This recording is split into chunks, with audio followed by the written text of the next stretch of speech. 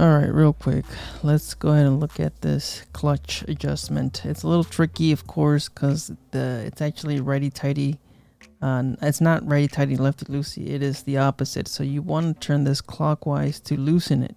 So this is just resetting the clutch. So now you turn it counterclockwise to start pinching the clutch itself, to just to adjust it.